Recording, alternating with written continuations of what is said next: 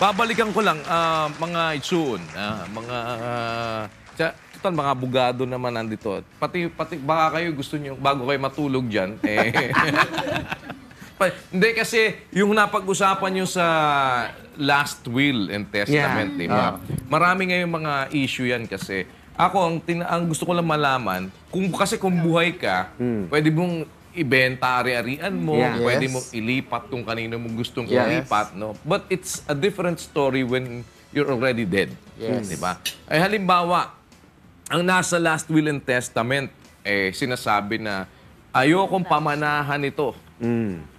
Considering na wala namang dinaanan na disinheritance na kaso or whatever. Basta nilagay niya lang sa last will and testament niya, ayokong pamanahan itong si Lynn Perez dahil ganito or whatever, for whatever reason. Alam naman natin na ang batas nagsasabi na ang isang bata na lehitimo man o ilehitimo ay meron legitim. Yun ba ay mag-hold dahil ito for what I know, is against public policy, any document or contract na pirmahan mo na labag sa isang kontraryo sa isang pampublikong pulisiya ay hindi dapat na i-honor. Will that apply, Attorney Reg and Kong Erin? Yeah, Kuya, yun sa ganyan, no, meron ng desisyon ng Korte Suprema na kapag tinanggal mo yung isang legitimate heir sa will and testament at wala kang ibinigay na kahit ano sa kanya, mababaliwala yung last will and testament. At ang magiging basihan ngayon ng pagbibigay ng mana ay yung intestate succession. Meaning kung ano yung portion na binigay ng batas sa mga lehitimo at ilihitimong mga anak at saka sa iba't pang heirs, yun yung hatian na susundin, hindi yung nakapaloob sa will. Ngayon, Kuya, kung meron kang itinira naman doon sa yung portion mo, no, at nabawasan lang kunwari si Ate Lynn, siya yung legitimate heir dahil dun sa mga ibinigay mong uunahin mo nang ibigay sa lehitimo. What do you mean nabawasan?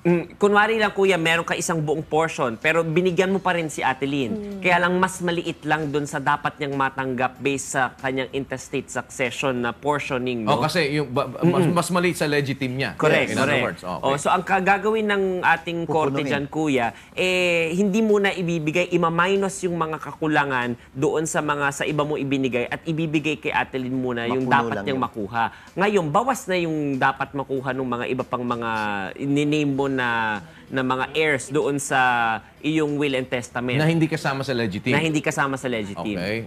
Kasi the reason why I am asking is parang ang lalabas pa din dito, masusunod pa din ang legitim. Diba? Unless there's a specific, like Attorney Reg mentioned, unless there's a specific reason kung bakit sa last will and testament dinidisinherit mo siya. Kailangan specified. No, but it was not heard. How can I defend myself if I am being disinherited? Kaya nga, kasi yung last will and testament, dadalhin sa korte yan magkakaroon ng proceedings yan. Ngayon, tama ba? Ganon. Tama ba? Yung sinasabi na to, kaya ka idinidisinherit dahil ganitong ginawa mo or what? Kung walang specific na reason, yung person disinherited can question that. Correct. So kung naglagay ng specific reason, kailangan din ginito sa korte. Yes. Para malaman kung balido ba yung inilagay na dahilan o hindi. Yes. May mga listahan kasi, Kuya, ng ng grounds para ma-disinherit mo isang tao. So titignan ng korte kung nakapasok dun sa grounds na yun, yung nilagay mo. Kung wala ka nilagay, ano mga grounds na pwedeng ilagay para ang isang legitimate or illegitimate na tagapagmana ay makakuha ng kanyang legitim? Isa dyan, Kuya, attempt on the life. Yan, kunwari, pinagtangka ang patayin ikaw na magbibigay ng mana. But how are you going to prove that? Kung hindi mo na kailangan, Kuya, basta ilalagay niya nga lang Lalagay mo lang doon. Pinagtangkaan niya akong patayin. So, ano na yun ng korte. Kakatigan na. So, depende yun kung ano ang appreciation ng korte. Yes. Diba? Tapos disrespect. Walang disrespect. Oo. Kung mari, lagi kang binabatuhan ng pagkain, mga ganon. Sinisigawan ka, ganon. Sinisigawan ka, pwede mong i-disinherit yun. So, yung insubordination. Yan, hindi ka sinusunod. Pwede yun. Mga ganon, pwedeng matigas ang ulo niyan, parang ganon, hindi nakikinig yan sa akin. O iniwan ako niyan, ganon, mga ganon ba? Yeah. Tapos attempt on yung child mo. Yan. So, minsan kasi, di ba kuya, merong illegitimate child, may legitimate child. So, kung gustong patayin yung legitimate child, yung... Pero pwede rin yung attempt on the life of the siblings, ganon. Pwede rin yun. Dahil- Or attempt on the life of the spouse of the one giving the, inheritance. So, dapat naalam mo. grounds yun. Pero it's going to be more complicated, di Yeah. ba? Mas madali pa rin na habang buhay ka, Yes. ibigay mo na yung gusto mong ibigay sa dapat mong pagbigyan. Lalo na kung nararamdaman mo malapit ka ng mamatay. Maraming ways naman, kuya, na estate planning eh. Isa na dyan yung pagtatayo ng korporasyon. So magkakaroon ng family corporation, lahat ng property silalagay sa pagmamayari ng korporasyon at kayong mga pamilya, shares of stock ang pagmamayari niyo sa korporasyon na yun. So depende kung ilan yung ibinigay sa yung shares of stock. Correct. So kung pwedeng equal kayo, pero merong isang tao na nagmamayari ng isang property na pwedeng mag-decide on the property, you have to be a corporation to decide on that. Tapos pwede ring pwedeng trust. So ilalagay yung isang property sa pangalan ng isang trust. Tapos yung trust yung magmamanage ng property na yun para ibigay dun sa mga... Pagdidistribute. So mas maganda rin yun. Magbuo kayo ng kumpanya. Kung marami kayong ari-arian o kung kayo ay medyo nakakariwasa. Kung halimbawa naman yung magulang merong ibang nasa isip, as much as possible, habang buhay sila, gawin na nila. Diba? At para hindi mas komplikado para Pero sa mga wag ilipat, kuya. Kasi ang nangyayari sa atin, kuya, inililipat na kagad sa anak yung pangalan.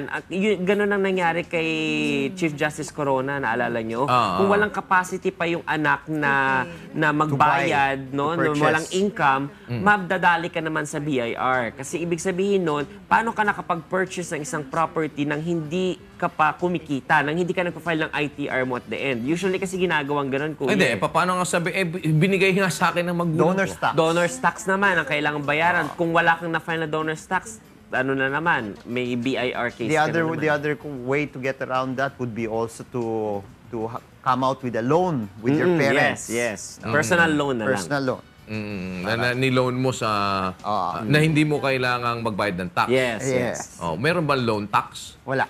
Wala naman loan tax. Oh, mabuti pa yung TAM tax. Kuya, bago si Ray, Yes. magpapasalamat lang tayo sa lokal sa Gumaka. Sa Gumaka. NCC. Okay. Dahil nandun natulog sila, Victor. All right. Oh, yung mga Nanonood dyan- sila local nandyan sa pa rin sila sa Gumaka, Quezon. Gumaka, Quezon. Oh, dahil patuloy pa rin yung coverage dun sa mga naglalakad Yes. papunta na Malacanang, ano? Yes. And they're expected to be in Malacanang when? November 28. November 28 para dun sa paglalabi nitong Coco Levy Fund Yes. na nawawala pa rin hanggang ngayon. May desisyon na hindi pa namamahagi para gamitin ng industriya. Meron pa ba? Meron pa. Andun pa ba pera? Nandun. Na-check Sigurado? ba? Yes. Oo. Ang talaga, question lang nga, part ng pondo na sa National Treasury, part nilagay sa UCPB. In-invest. Hindi nga Interest maliwanag bearing? kung in-invest o ginamit para i-rehabilitate yung bangko.